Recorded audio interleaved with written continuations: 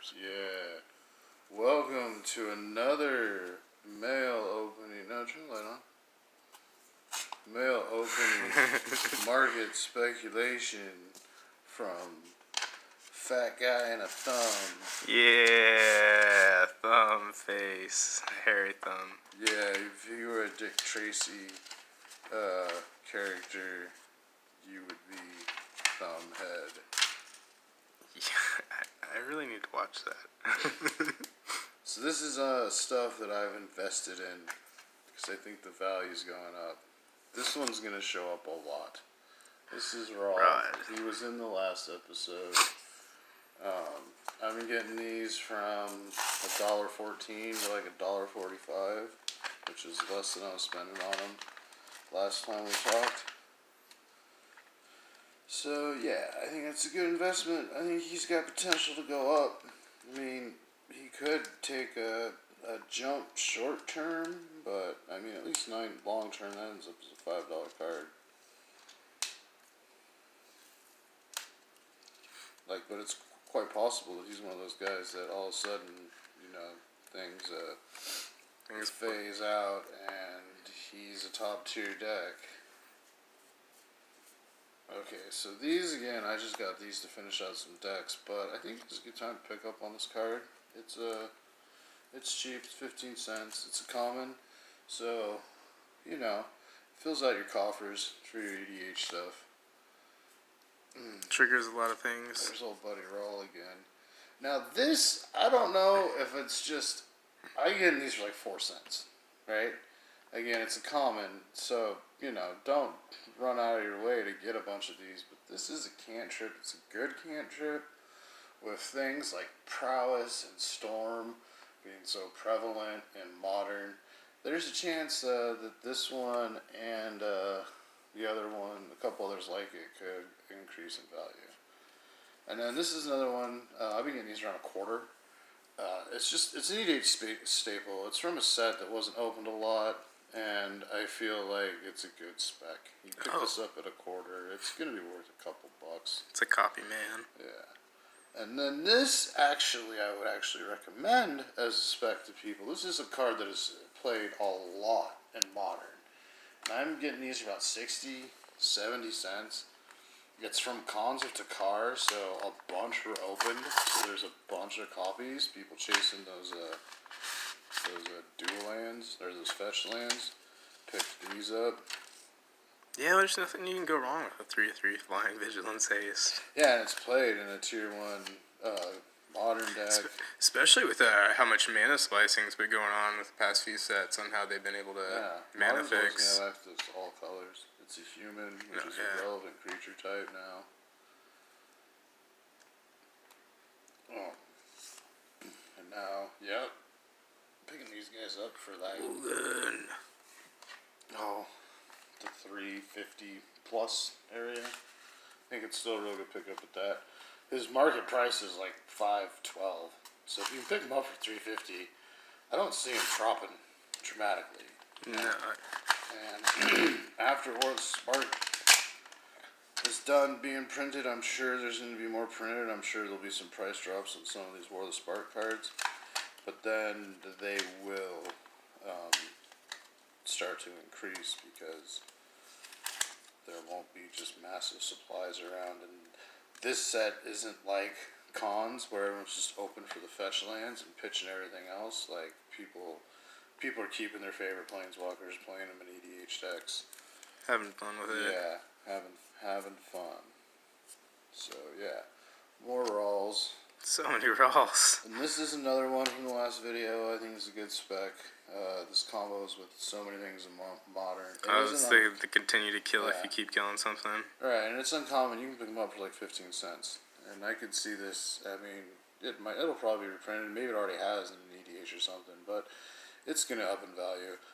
There's a lot of Amonkhet open, but that's just going into too many things to not eventually see a spike.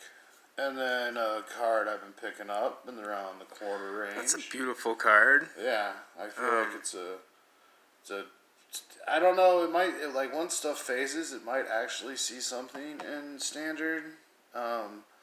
Like, the second part is really good. The first part too, Yeah, especially the with a first lot part. of like guys that like abilities and stuff and around It's have a lot of creatures power with, too. with lower power but good abilities, and there's a lot of those in 20 that have been spoiled. One thing, But it's just a commander card at the end of time. one thing I really like about that card, because I've been playing it on Arena and stuff here and there, is the other ones are like 1 mana, then the 5 mana. That's like 4 and 5. So it's like it's not really like you get the option most of the times on that versus it being You can like do restricted. whichever one is going to have more benefit for you in the current situation. Yeah, there's like I play with the red black one sometimes, and it's like just 1 mana or 4 mana. That's a card I think I have. I'm done buying it right now. I'm getting it for like 20 cents for like nothing. It hasn't really done anything in standard. I play it in all my arena decks that have like lots of colors. That can anything with like chromatic lantern, then I can realistically get it back from the graveyard. I think it's a super good card. I think it's gonna see some EDH play down the line, but I'm done buying out on it. I have 4 or 5, and that's all I really wanted of that guy. And then this one, of course, has many more rolls. So many rolls. And some more Vashigans. I didn't know I got as many of those as I did. Lovely trigger card. 2 more rolls. Lovely copy card. And 3 more Ugins. Ooh, yeah. So, you know. I can't, unless you're running a deck with really light mana and you're running really cheap cards, I can't see a deck that he can't, just you throw him in and he doesn't help out. And the foil's going for like $40-50, which is Holy a really good cow. sign that people are gonna be playing with Ugin. Okay, so roll again. Yay, roll. And then I've been getting these for 60 cents, 50 to 60 cents. Cycling. I think these are super good investments. The Irrigated Farmland seems to be the cheapest one and the one you get the most copies of. Oh, whoa, and it's Plains Islands too. Yeah, that's what I think most people I did are not forgetting notice about that those. part. Yeah. And then Harvest Season, which is a great EDH card. It's probably just going to go into my Elves deck. Nice. So you can tap all your Elves for mana and then search and then get that many lands. More mana. And most of these are on Cardsphere. I've been kind of lazy on the YouTube ones. I've been uploading them and adding them, and then I haven't been putting in links and stuff. But I will eventually put some Cardsphere links up on there. I'm going to do much more of that than eBay. Well, of course, you buy more Ugins, because it's Ugin, right? Mm-hmm. Let's see what's in this. Again, unless you're running a real cheap deck, he helps out no matter where you're at. More of the Alter Ego. Nice. Is that from War of the Spark, or where is that from? No, that's from... oh, whoa. Shores, That's from... Shadows over Innistrad. Yeah, that's back in the day. I think, yeah. No, it's not that old. It's like a block ago. But still, I mean... But yeah, good times. It's just that set wasn't open that much because it didn't have anything crazy. Yeah. And there's 2 more rolls.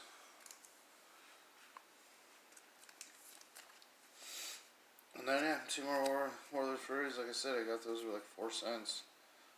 It's hard to call it an investment, but I know they'll find their way into something. Shoot, even if you don't sell those, I know you'll play with them. Yeah, that's my line. Yeah. Like I have been trying to make that modern deck for a minute that just keeps generating mana and shooting out the cards. Yeah. I mean, we pretty much did that in an arena. You pretty much had that. But I'm talking about modern. Yeah. And that's the Steam Cannon modern is ugh. It's evil. Damn, I sure do like me some Rawls, y'all. I think he does. I think I've been getting a lot of Rawls. let's hope I hit on that investment, huh, folks? I guess that'll be the time to tell. When Rawls is fucking $5, maybe I'll start. You said you're getting them at 2, right? Oh, no, 150. The highest not I paid even for, 2? The highest I paid for them was 168, and right now I'm paying 114. Holy freaking cow, man! Raw, dude. And like I said, the highest I paid for Ugin was like $388. I think I'm paying like $342 or something for him right now. Now this was my last spec, and this is one I bought some more of. Holy cow! Because I found them at a quarter of place on How many? GCG. I think that's like 30. 30 of them? Yeah. Dang, that's a nice little. I have probably about 400 of Skewer the Critics. I mean, it's amazing.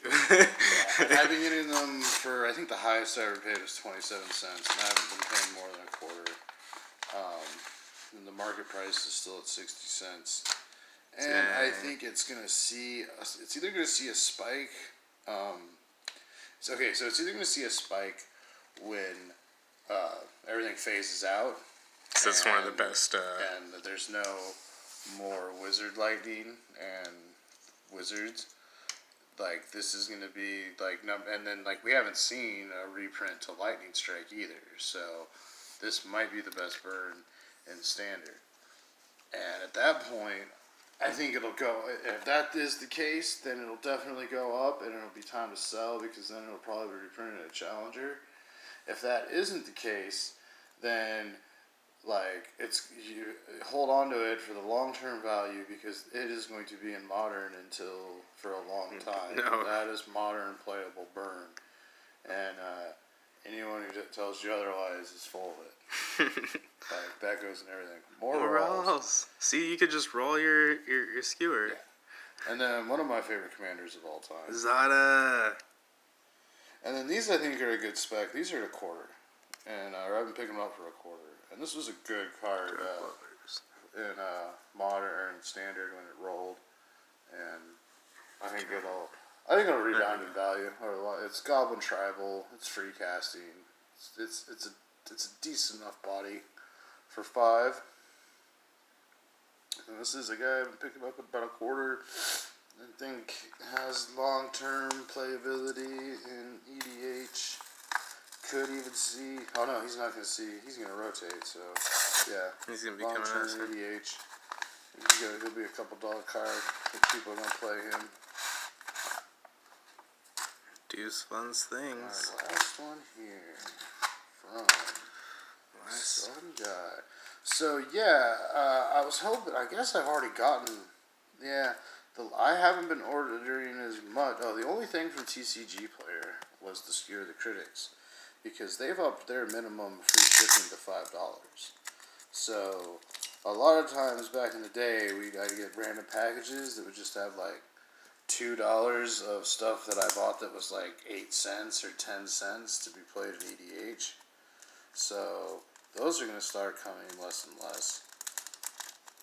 And be more This just the card is more just like, what are you buying?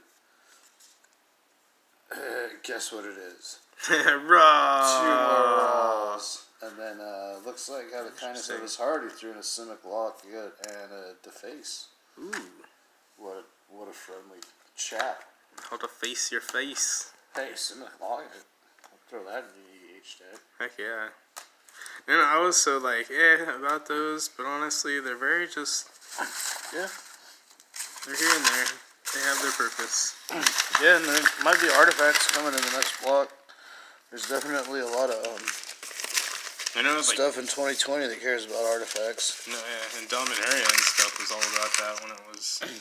Yeah, but it's gonna phase with the next set. Alright. Next set that's supposed to be to a new plane. And I've heard that we're going back to fucking where? What's the plane?